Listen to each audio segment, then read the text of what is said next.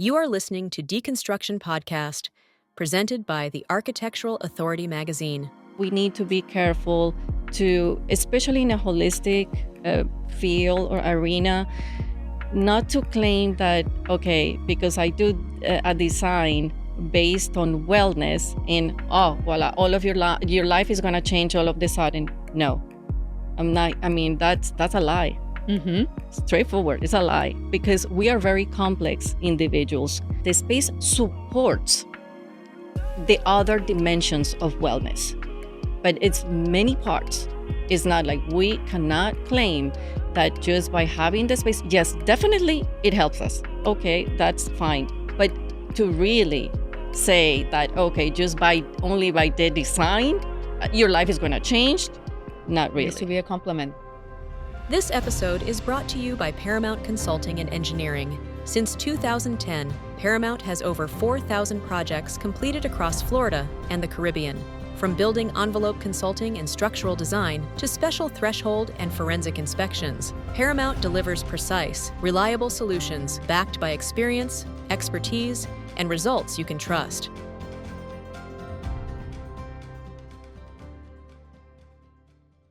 This is Deconstruction, a space where we explore the ideas, trends, and stories shaping the world of architecture, design, and construction. From vision to execution, we examine the forces influencing our industry and how it can evolve to meet the needs of our time. This podcast is produced by the Architectural Authority magazine, a platform dedicated to supporting creators and giving voice to those who shape the future in our industry. Today, we are joined by Aimee Lopez, interior designer, educator, and founder of the Holistic Interior Design Community, a professional platform dedicated to integrating spatial design, environmental psychology, and applied to neuroscience. Welcome. Thank you, Adriana, for having me here. I'm so excited. I'm so excited too. And we were having this rehearsal before, and this topic about neuroscience applied to design and all of it involves. For me, it's super. It's something that I wanted to know more about, and I'm happy that you were able to make the time for us and for our audience. Yes. So you let me know what would you like to start with. I know there's a lot. It's a wealth of information, but we need to narrow it down and to make it totally. Yes. So I mean, in our industry, in the interior design industry, we tend to focus the design into two elements: aesthetics and function. So with this new movement of neuroscience applied to design, what do you think is changing? Okay, a very good question. Because yes, for decades, I think interior design has been working under the aesthetics and functionality. But today, thanks to neuroscience applied to architecture, we start understanding how spaces influence directly human behavior, physiology, cognition, emotional regulation. And I think that today what is changing is the sense of awareness that we have right now. And that we are understanding that by introducing some specific elements of design, we are going to make an impact on people's lives. For example, reducing the stress, helping to quality of sleep. Even it will impact your immune system. And I can go on and on. Beautifully, yes. Yeah. So for people that are not aware of the meaning of neuroscience, can you give us a little brief of what is neuroscience applied to design and the term, and then we will migrate to neuroarchitecture, which is the actual topic that we're going to discuss here. Right. Well, neuroscience studies the brain and the nervous system. Beautiful. And in particular, right now, I'm studying a master's in neuroarchitecture. Beautiful. So I would love to explain what I've been understanding so far, because it's very complex. But let me make it as easy as possible. The neuroscience applied to architecture is, first of all, is a multidisciplinary field that merges neuroscience, psychology, environmental psychology, anthropology, sociology, other disciplines with architecture. To do what? To observe, to analyze, and to measure human behavior, but through the lens of science. Beautiful.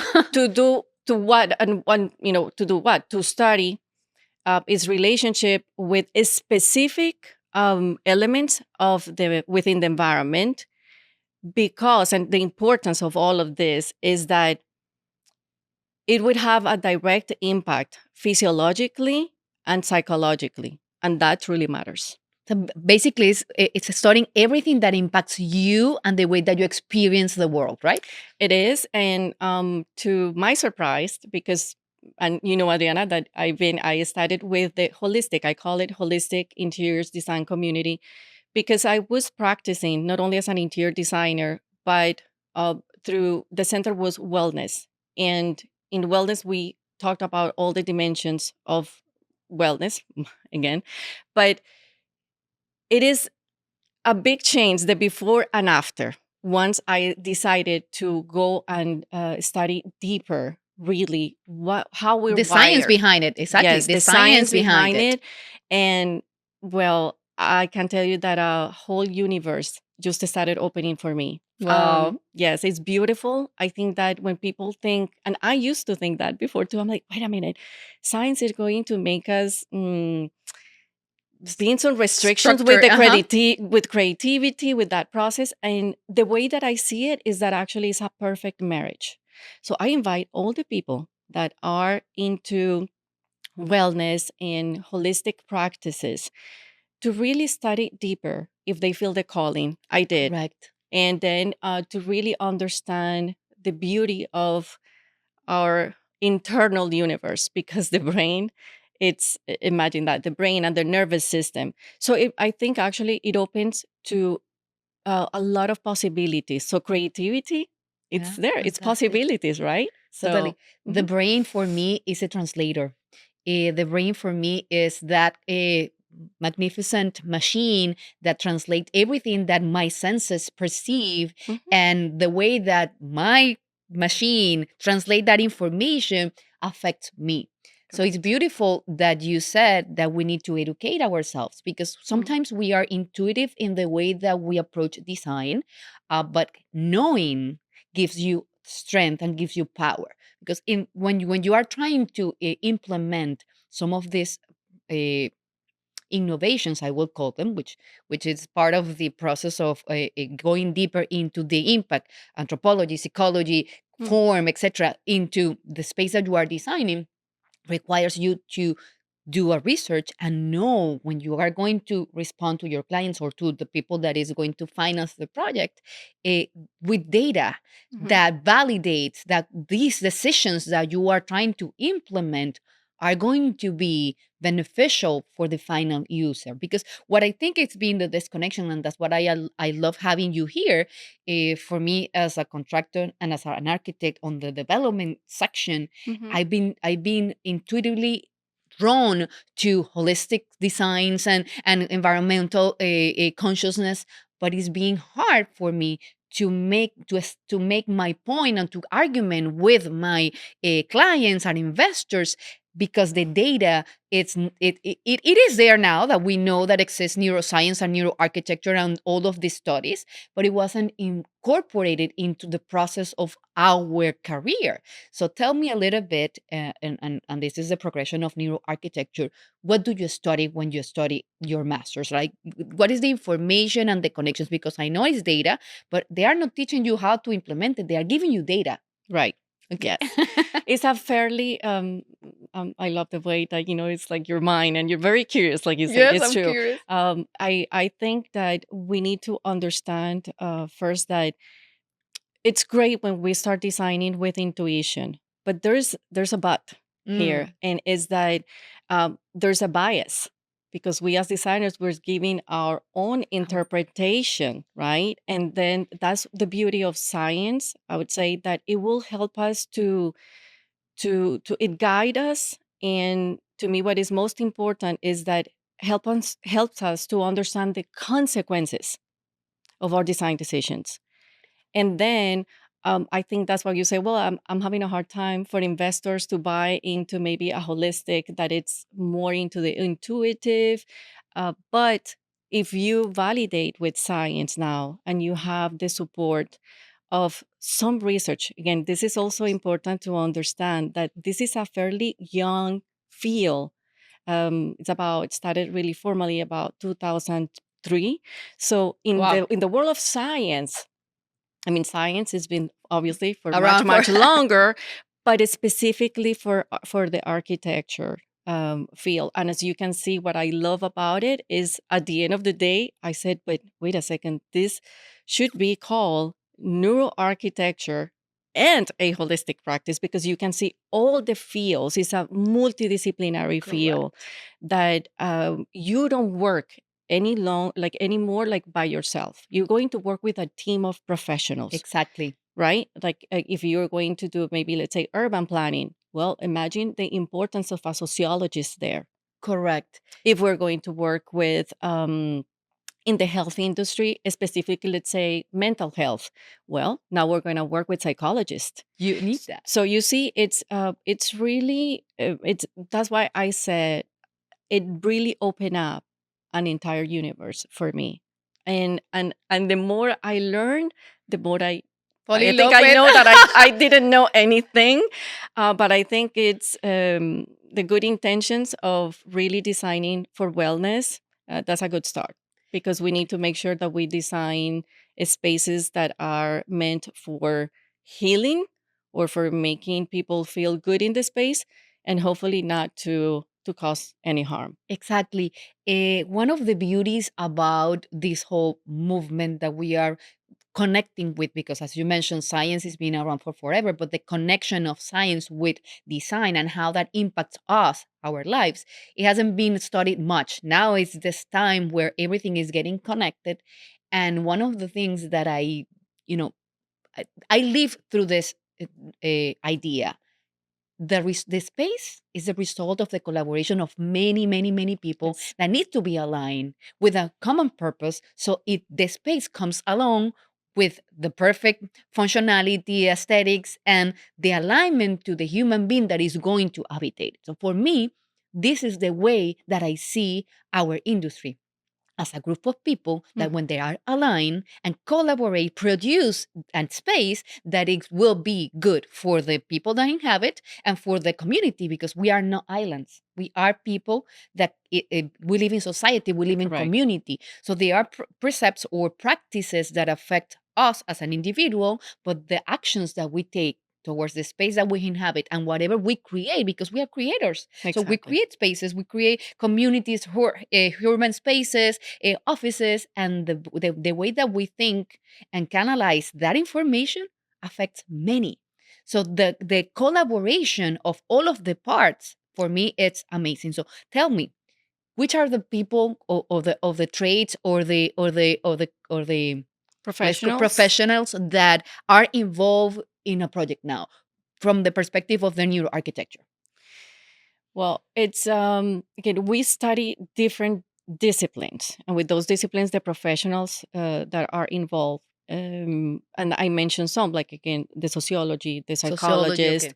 but then you have also computer science people. And guess Mm-hmm. why? Amazing. Because now, when we don't know how to read those datas, after you do an MRI or different other testing, right? Correct. There is statistics behind. So that's why we say like there's a group of collaboration also from other fields. And depending on what type of project is that, and what type of industry that you are going to be moving forward, I think that that's when you start narrowing down your work. And also, again, this is a Bringing the people. big, I mean, science, I mean, you Huge. can study cognitive, right? Right now, just that part, the cognitive, that is going to be focusing on attention, memory processing, in all of those tasks that, let's say, that people that are going into education, for example, building now schools that we need a lot, Adriana, a lot. There's Correct. some specific architects and professionals that are going to work hand in hand with these other professionals that they know. I mean, we are architects, we are, or interior designers in my case, that we are learning and deepening our knowledge in order to be able to do what, to also to ask the right questions to see what is going to be needed in that project. Because yes, we know from our perspective of what we study, what we practice, but they know much more. Imagine just the cognitive processes. Again, I just started Totally. studying just a little A bit. I little mean, bit. how memory is stored and all of these things. I mean, the brain is the biology professor that I had, amazing. I mean, they dedicate their lives to this. So I we just learn a little bit, but that little bit is, I think, is fundamental for, in my case, moving forward to make very different design decisions. It has Exactly. changed completely. The way you think, of course. Yes, it has changed completely, and Of now I'm much more careful.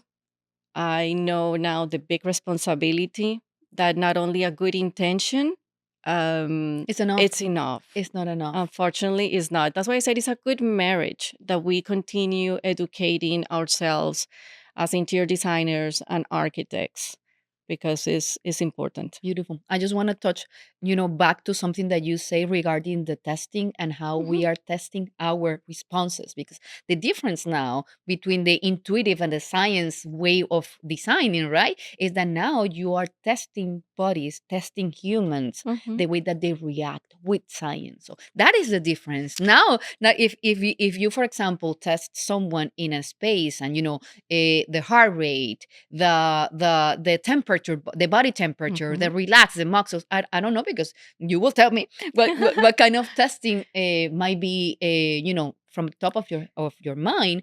But now with these processes, you will have that data that will support that the decisions, the space that they are experiencing Mm. connection with, it is good for them or not. And it's more like from my perspective, everybody has experiences, unique experiences, memories, related to color, related to temperature, related, like it. This is a one person machine. Everybody has its own experience of the space. This So face. it's kind of an individualization process of reading everything and having kind of like a broader or average result, and trying to manage that information and integrating all the people around, right? Yes, well, for when we start learning about how science is implemented, or how the science research works, well, you have live experiments, like you Mm. say, in and they have to be in controlled environments. That's very important. And what happens is that those experiments are extremely expensive. There's time Wow. consuming, take months, years, a lot of people. It's very complex and difficult to bring and to recreate Space. environments. Correct. But there's something that it's has been, again, changing, and I think this is going to start moving at a very fast pace. And is the fact that we have right now virtual reality, and now Beautiful. there's scientists working now recreating these spaces within virtual reality, Wow. and now they're able to be able to measure what's going on, let's say Wow. either in our brains, or like you mentioned as well, the skin, how that it Wow. gives a lot of information, heart variability. So there's many things that now can be tested. uh, Still, it will take time. It take a lot of people just to do that type of research as Of well. It's not course. that, oh, because it's virtual reality is 1, 2, 3. No, no, no, no, no. Everything in science is systematic, is rigorous. It has to follow a scientific method. Otherwise, everybody would just, say, oh, well, I decided to do this experiment, and these are the results. No, it does not work like that. Nope. We have to be working also from either previous studies, and then move forward.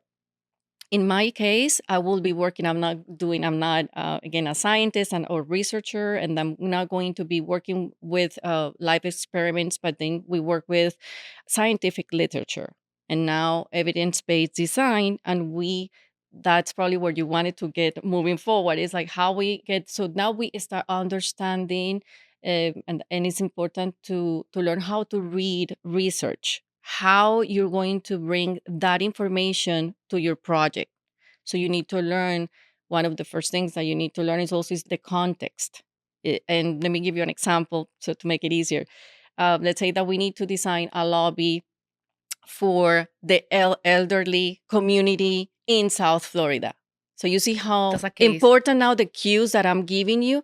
Well, Totally. now I go, let's say, to research. Well, I have to find a very similar context, because now we need to compare apples to apples. Correct. You cannot take any research just to see how is it going to work. No, you need to work with something that it will have some type of correlation, so that you can use that information, the data that has been validated into the project.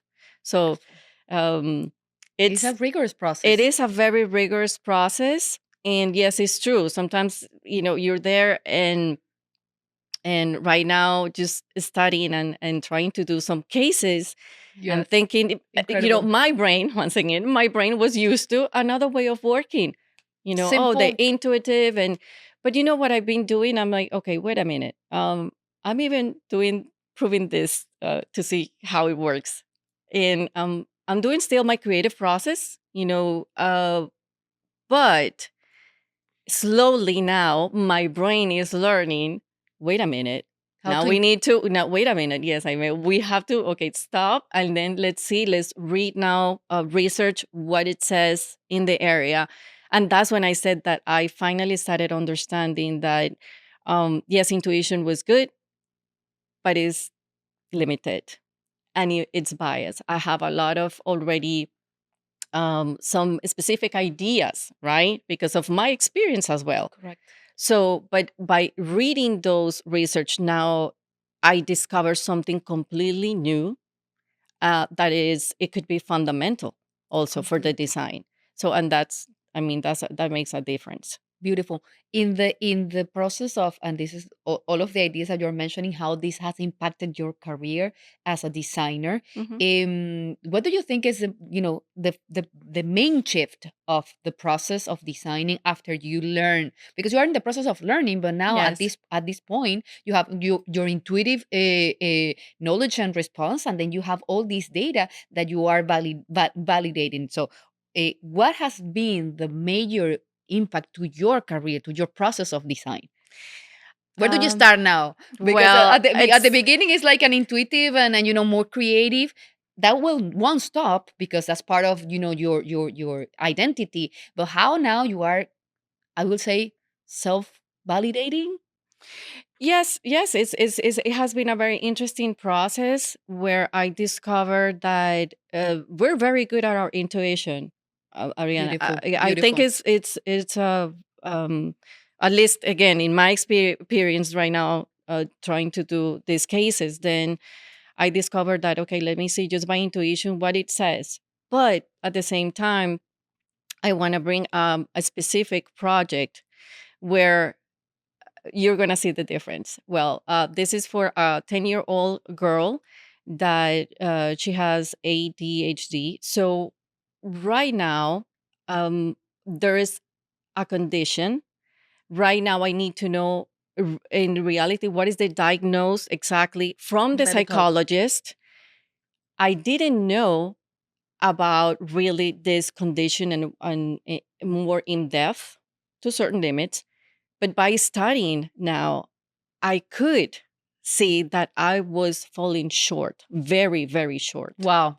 Yes. And that made a huge difference in now the decisions that I was making. And this is for still residential, because this is to adapt a room again for Specific conditions. yes, for specific conditions where the parents, obviously the main focus here was like, oh, the Her well-being. academic, also the academic studies, but at the same time, I was then discovering and learning through those research that once again I know nothing compared. I mean, is a lot of information and the responsibility. Totally. So yes, prior to studying even the masters, I worked into um, I would say one in residential and one for an attorney in his office. And in those both cases, they have a disorder that is called the hoarding disorder, Mm-hmm. Accumulation. right? And then, yes, something that it was very important, first and foremost, is that they both were aware of that they had The that condition. condition. um, the lady, actually, she was in therapy with a psychologist, and one case, the one from the attorney, was many years ago, Adriana. So that's what I'm saying. Like, Like when we're very intuitive and we are really concerned about wellness, there's something within us that really we try to help with the tools that beautiful. we have. And in that case, this is a funny case because I didn't know that they made a bet in the office with all the attorneys. I'm like, I was not involved. I should have won it because they all said, nah, after 2, 3 months, he's gonna go back to the same. So that's when right now I said it was proven that he changed and he maintained the office and changed. With the lady as well.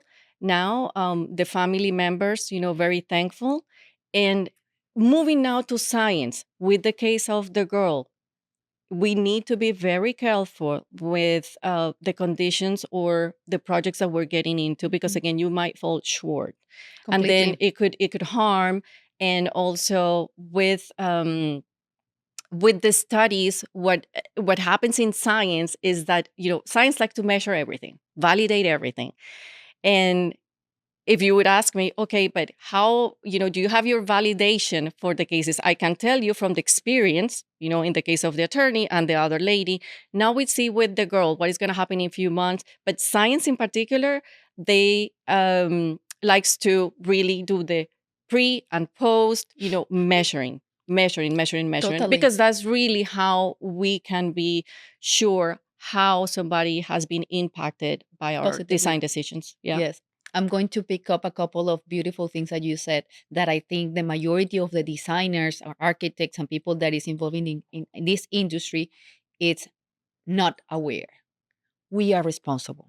We are very We are responsible. responsible of the results of the spaces that we designed and built. Mhm. We are the people making the decisions at the end or making the proposals for others to create spaces that they will inhabit. If we do not prepare ourselves, if we do not analyze, if we do not use the proper research, we are falling short. Yes. And this is why I'm trying to do all of this movement, because I want, first of all, the designers to understand the power that they have, Mhm. designers, architects, and people in the industry. In the other hand, hey, you have this responsibility.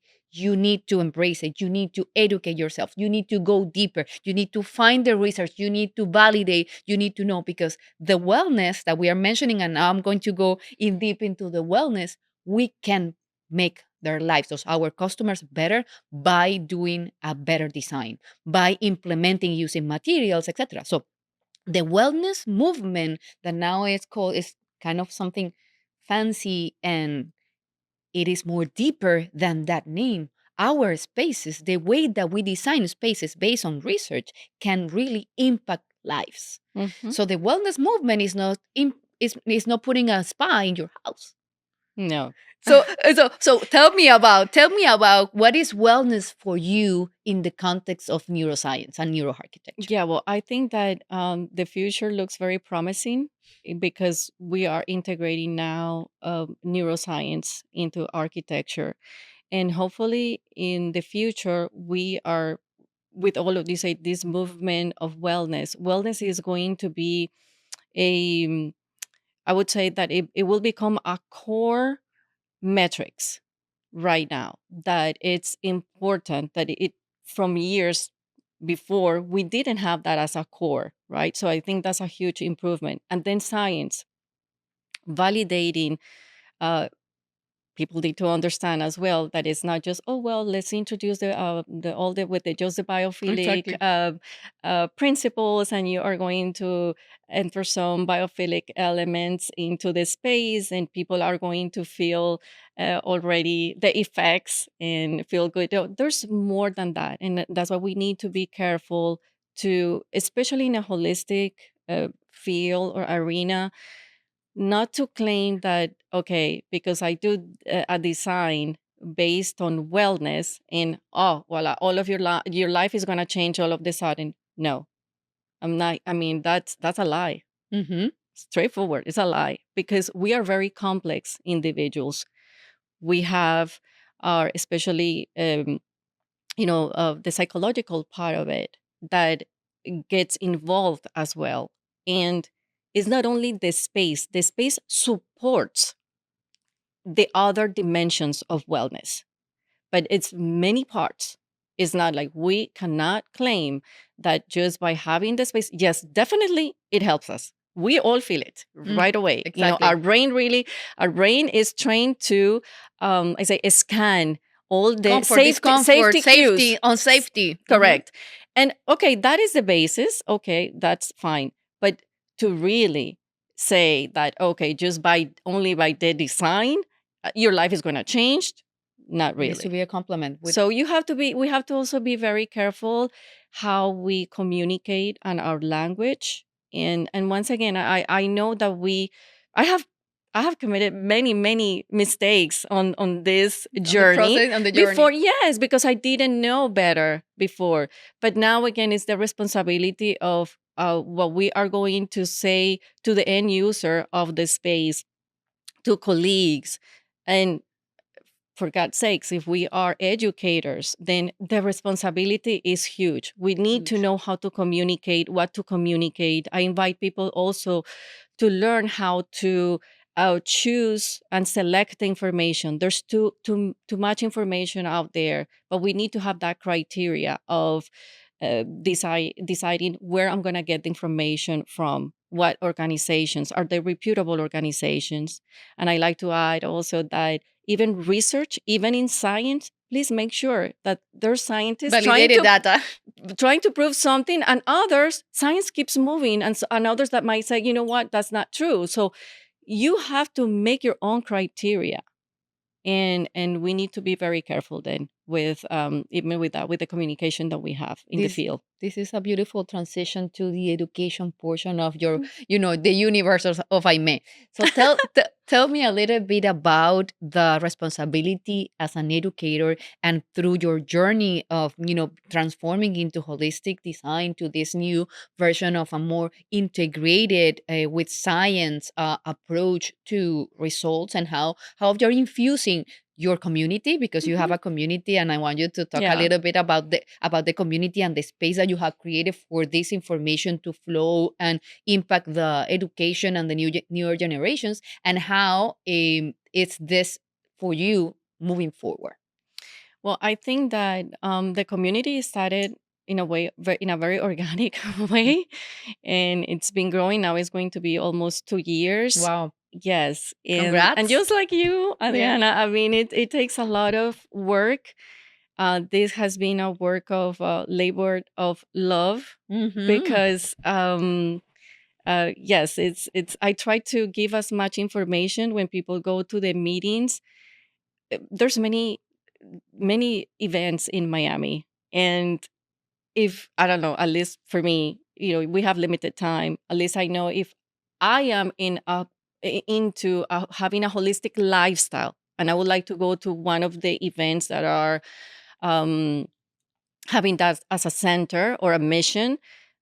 In my case, I like to give some information, at least 20 minutes of education, right? And then the other beautiful part is that you meet people with the same mindset. And then the other add on is that then you start making also probably flourish relationships for your professional life. But I've seen how now within the community there's this friendship and in the professional side as well, being mixed together with one or same goal, which is to raise awareness of the influence of the spaces, how they make an impact in our health, physical and emotional health as well. Neurologically.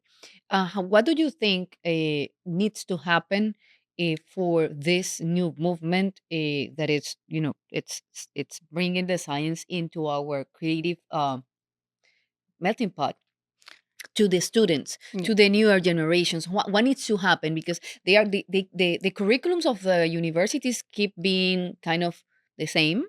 So how are they incorporating this newer, way of thinking and perspectives?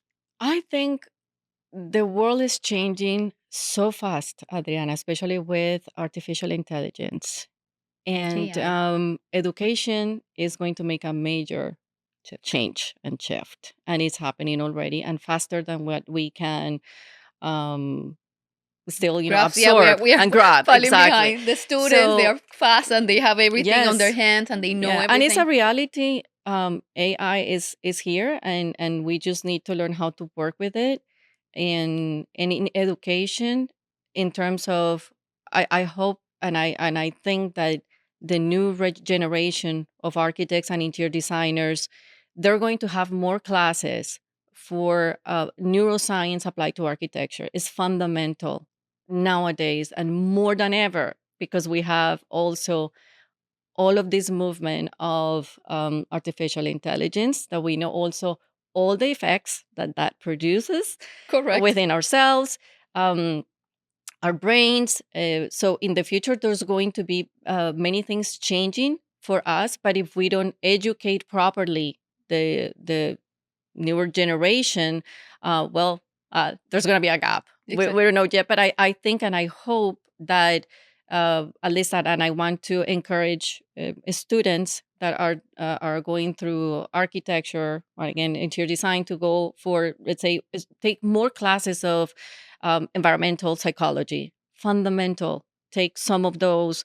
If you don't see right now one that says neuroarchitecture, right? But there's now more master programs internationally, so please look out for them. I want to say Exactly. that I am taking my master's degree in La Universidad de Alicante in Beautiful. España, Mm-hmm. and I could not be more proud. It's, to me, the professionalism, the professors that we have in this program, Amazing. they're really incredible. It's a very, very high level. And I know that there's other programs as well. There's another program in Italy as well for new architecture. So I really invite people that if you really want to dive in and learn more, go and look for those programs, because it's going to change your life. It really changed your life. That was my next question. You are reading my mind, because my next question was, okay, from your perspective as an educator and being involved in all of this, resources, how would you guide the people that is going to listen to this episode that is into learning more about Mhm. neuroarchitecture, and they are either they are already interior designers that are, drawn to, okay, I want to give a better service to my customers. Where do they start? Where do they start? Because not everybody can have, the opportunity, I will say, that, get into a master's degree only to learn. So, or they do not know if that's their path. So Mhm. what would you say will be the starting point? An Okay. article, a book, maybe a book Mm. that it ignites that curiosity in you that you can recommend to the students, to the interior designers that listen to this podcast. Well, right now, to start, like if you want to find reputable information in the US, I would recommend AMFA, which is the AMFA. Academy of Neuroarchitecture. I'm sorry, the Neuroscience for Architecture. Wow. So that's in San Diego, California. AMFA. That's a good start. I told you about taking more classes for environmental psychology. And then if you would like to start with a book, the thing is that right now, again, one of my professors, Ana Mombriedo, it's Wow. been an amazing mentor. One of her books is a fabulous book, but it's in Ana Spanish. Mombriedo. Ana Mombriedo. It's only in Spanish right now, but I know she's bringing more books, and she's going to start having more interviews in here, and maybe in United States as well. And Beautiful. she says that she's going to have more books in English. But also, if you're curious how I started it, I started even taking a certificate with just neuroscience, by the way, just a certificate Exactly. in neuroscience, because I said, I don't want to be, maybe it's not going to Commit be to a No, master. look at Yeah. my mind. I was like, what if no, it's curious to only architecture. No, I really wanted to find out how I'm wired first, no influence of architecture. So then I took a certificate with another reference from Spain. My life is tied to Spain now.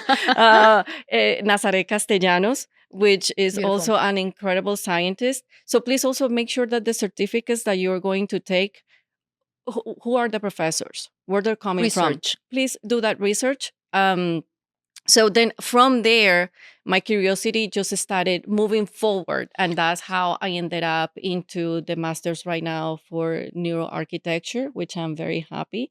And looking forward to see how I'm going to do my thesis. And I will tell Wow. you maybe later, what it's going to be about and all of Wow. that. Yeah. No, it's everything that we learn and expanded our awareness of the world that we live and the impact that we have into what we do is beautiful. And I found that this is a new trend. Everybody that is around me is into the same search. So tell me now, what would you say that is missing from this conversation? Like, what would you say? A new project, something that you want the people that it's going to see. Okay, neuroarchitecture. What is this about? Wanted to learn from you today. Um, Responsibility. That's the first word that Wow. comes Yeah. to my mind. Please be careful. It's a beautiful field, um, but definitely what research is going to teach us is that there's consequences and there's validation behind it, and we need to take it seriously because we are working with people's health. It's in Mhm. some way in our hands. Yes. I hope to see. Yeah, one more Yes. thing I want to say is that I hope that in the future also we'll see more doctors, physicians asking people how do they live, where do you work, and then also add Because it's all architecture is going to be connected. more integrated than into, I think, also into the medical field in the future. It should be a must. Yeah. Beautiful. I think that the best way of closing is that it's responsibility because I'm deeply connected with that, and everything that I do is related to a raising awareness of the responsibility that we have in our profession, of the impact that we create in our world. So I'm very thankful for your presence here and for all the information that you share. We can find you in your website, in the Yes. holistic design community, and in the university because you're a professor at the university as well. So reach to Yeah. Aimee and get the information from her directly. Thank you so much, Adriana. It was a Thank you. pleasure. Thank you. Thank you so much for listening to Deconstruction Podcast. Your 5-star reviews really help us continue what we do. Please rate your listening experience, and let's keep building this beautiful community together. For exclusive access to more design content, visit thearchitecturalauthority.com or download our app from the App Store or Google Play. Until next time, stay creative.